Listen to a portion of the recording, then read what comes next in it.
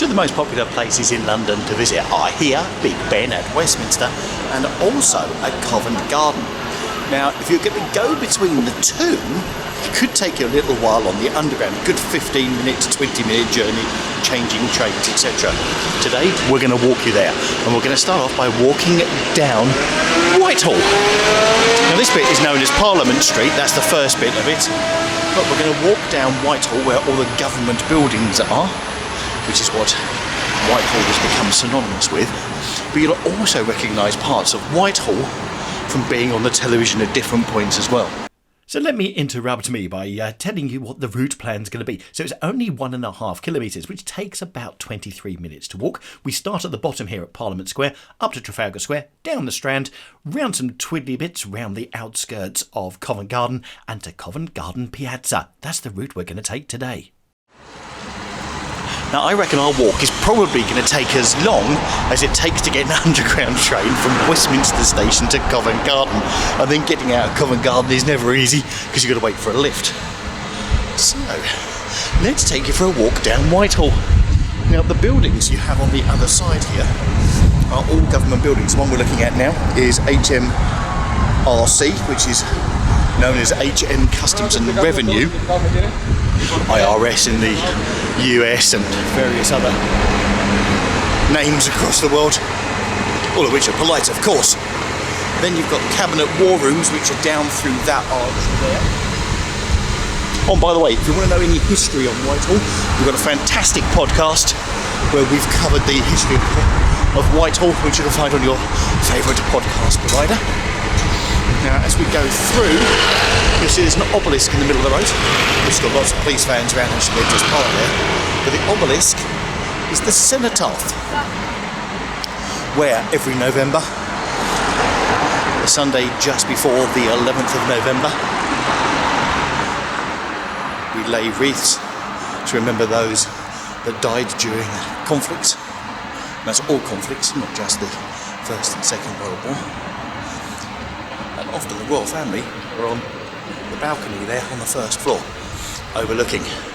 So that netting goes, because that's for pigeons, that netting goes and they stand there watching as they have wreaths laid for them. That's where the Queen used to stand, because she had her wreaths laid for her on her behalf, as she was not able to do. And as we go down Whitehall now, we're not going to get too close because they don't like you filming down there, but over the road, that is Downing Street, behind the gates. Home of Prime Minister, number 10 Downing Street, George Chancellor Street, number 11. So it's down there, just checking out as well, activity going on just in case. Every so often you come down here, they see the gates open and the car comes out. So that is Downing Street. And here's something, until the 1990s, you could walk down Downing Street. It was an open, normal road. But because of a bomb that happened in the 1990s, they closed it up. So it's no longer available to get down. Which is a shame, because actually it would be really good. The one thing that is visible down there, interestingly enough, are all the gates to keep the media behind. So, the building then we have here is the Cabinet Office, which is sort of convoluted and attached to number 10 Downing Street. So quite often you might see government ministers going in through the doors of the Cabinet Ministry to get to number 10 Downing Street. Here you have a Women of World War II commemoration obelisk in the middle of Whitehall as well. And over this side, you've got the Ministry of Defence building. Now what we'll do, we'll cross over the road, because unbelievably there's no traffic, which is very strange for central London. But anyway, let's cross over, because we're going up Whitehall now, because it's changed to Whitehall. It changes at the point of 10 Downing Street from Parliament Street to Whitehall. But as we do, we're coming up Horse Guards. And always very popular. Keep back from the horses, because they do bite and they also get frightened as well. But as you come up here, let's just show you. There's all the normal souvenir shops.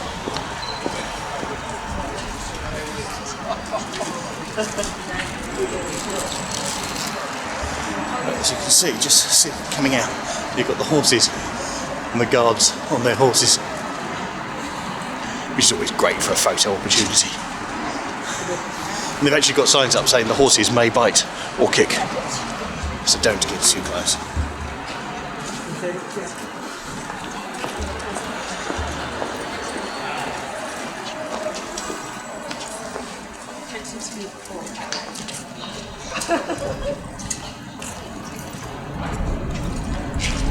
And you can walk through Horse Guards under the arch, which takes you to St James's Park. And Horse Guards parade as well beforehand. And as you can see, like this lady here, you can get very close to them for a good photo opportunity.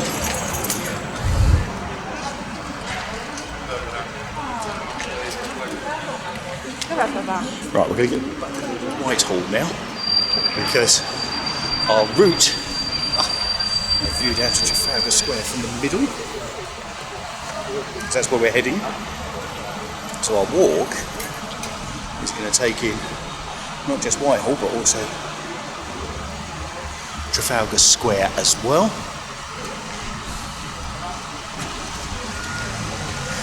On our way to Covent Garden. And Trafalgar Square to Covent Garden isn't that far. Lots of building works going on. They've got a banqueting house here, which is one of the original parts left.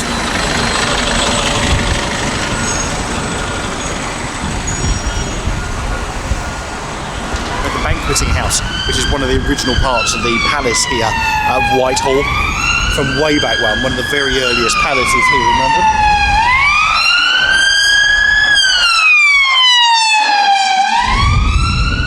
Yeah, every so often we just stop so we can let the emergency crews get through.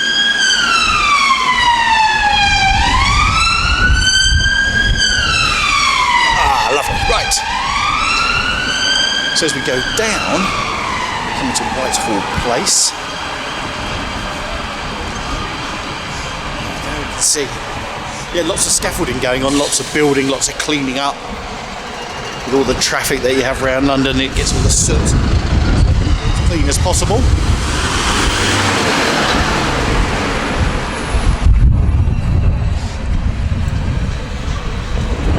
So this is the banqueting house. Now it seems to be open. I've looked because I want to go there, because I've never been there before. But it's open on Sundays for tours. Not every Sunday, you have to go to the historic royal palaces and then look up banqueting house, and they'll tell you when it's open, and then you can go there. So here we have Great Scotland Yard. So in previous videos you've seen New Scotland Yard. Yeah, this is Great Scotland Yard, and this is where Scotland Yard was originally the first Scotland Yard, which is home to Metropolitan Police. Now we'll continue our walk, but what's interesting is, see that shot there? So if you watch any of the Harry Potter films, where they go into the Ministry of Magic, that happens from down there, and it looks like they go to an arch. And the actual archway is on another road which is nearby, but they sort of superimposed an arch. So the reason there's a large group The reason there's a large group down there, they must be on a Harry Potter tour, because they're looking at the arch and then looking back down. And that's where it was filmed. Unexpected. So this is where it all gets very busy. They've got the roads dug up here as well.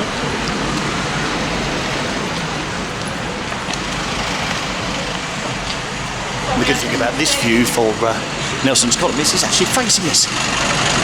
You have to be down Whitehall. He's sort of surveying everything down Whitehall.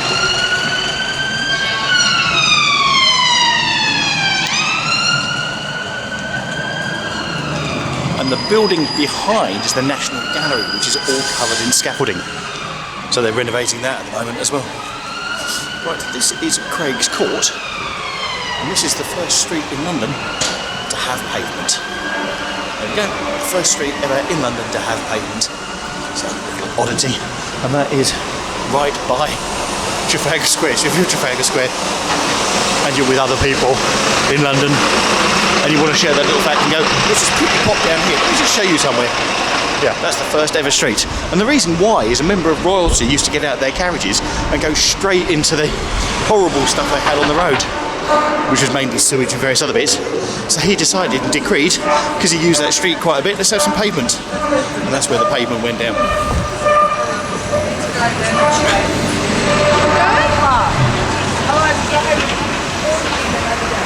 So here we're at Trafalgar Square.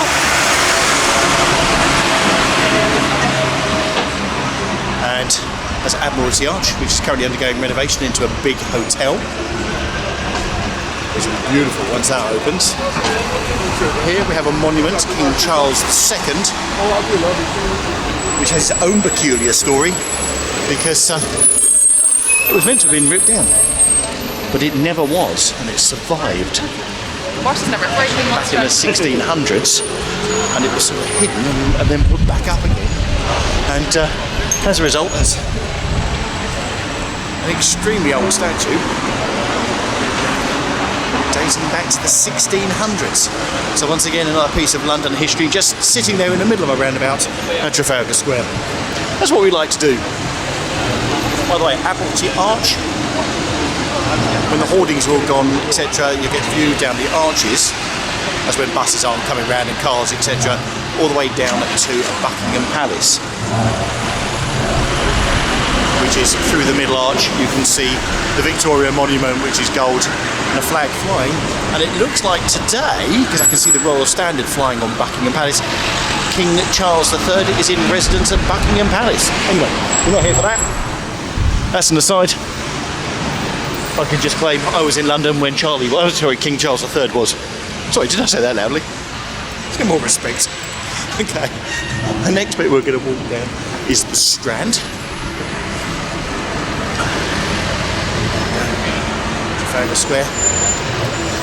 It's another one of the top 10 London attractions, Trafalgar Square, so we're going to take that in as well. And as we go through, this is number 1, the Strand with the glass. Now it never used to look like that, a bit modernised, etc. But number 1, the Strand, has its own place in history, as it was the first ever numbered house in a street in London. I don't know how the postman delivered his stuff at the time. I suppose he went by the thing of house with a gargoyle.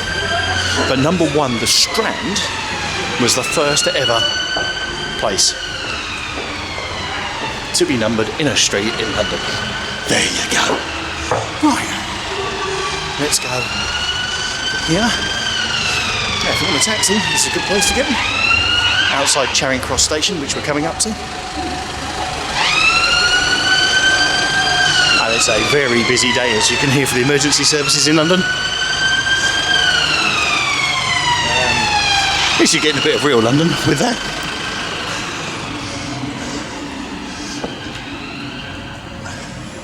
Oh, it's all gone quiet, that's a lot better. Yes. Right, so what we can do now. Oh, this is Charing Cross Station. Here. And one thing just to mention, actually, I showed you the statue just now of King Charles II at Trafalgar Square, and that's the point to which all points to London are measured. So if you see a sign anywhere saying how far it is to London, it's to that point. Once upon a time, it used to be to here, Charing Cross Station, but they moved it just down the road. So if you look at a point anywhere and it says it's so many miles or kilometres, depending on old or modern or whatever you use, it's to that point. That statue at Trafalgar Square. God, all this information. Can you imagine if you ever did a quiz on London? Oh, you'd win, hands down. Semi part of the prize.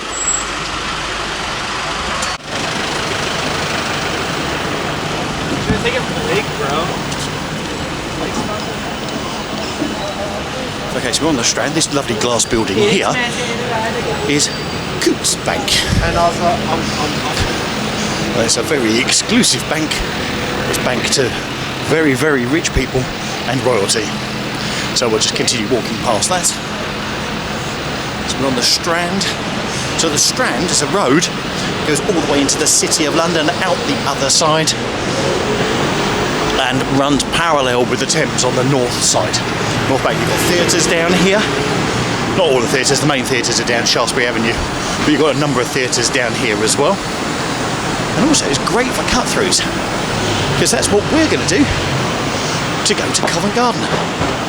And we are nearly at Covent Garden.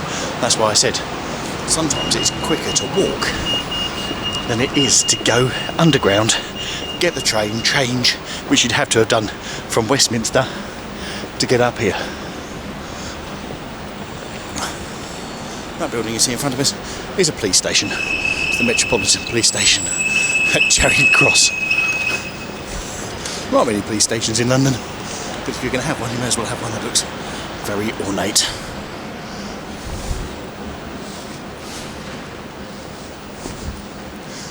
That's why you've also got lots of police cars parked around the vans.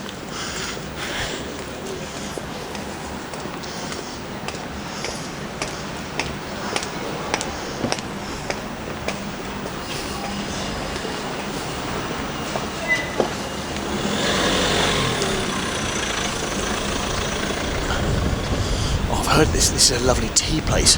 This is on where Arga Street meets Chandos Place. Yes, that is Bridget's Bakery. So if you fancy an afternoon tea in London, meeting people, then that is without doubt the place to be. And someone who'll be watching that and saying, why haven't you taken me there? Okay. Now if you fancy a coffee in London, there's a chain called Cafe Nero, and they're all over the place, all over the country. But this is probably one of the more hidden ones, so sometimes I dive in there for a coffee, because it's not as busy.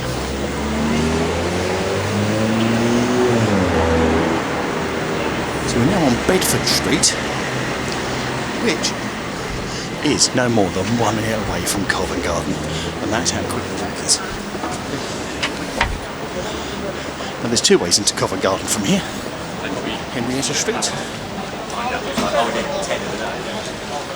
which is down here, all pedestrianised, and you can tell it's Covent Garden because they've got the Covent Garden flower barrel out. There you go, Transport Museum right down there. Or alternatively, the route that we're going to take, which is King Street, slightly longer, just up the road a bit, but actually that's my favourite one to walk down. But what you have got is you've got a church between the two of them, sandwiched. It's called St Paul's Church at Covent Garden. It's also known as the Actors' Church. We've got a video on that. I'll put that up in the top right hand corner for you.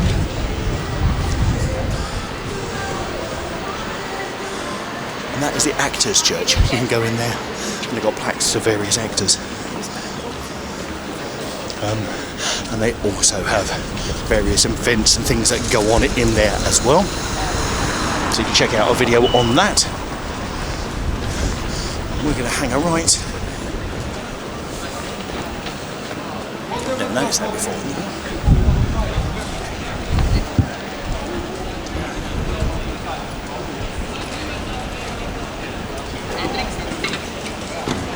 That's the Prince of Wales feathers.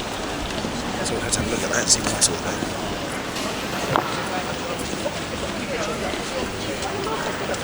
Right, King Street, and then we're there. Now Covent Garden is one of those places that's closed to cars going right round it.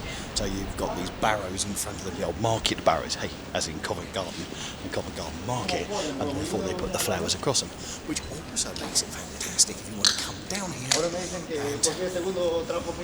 have a meal. Because as you can see, a lot of the restaurants have then expanded into the street, which adds to it. Adds to the overall ambience. Right. Plenty of places to eat round here. but just watch the prices.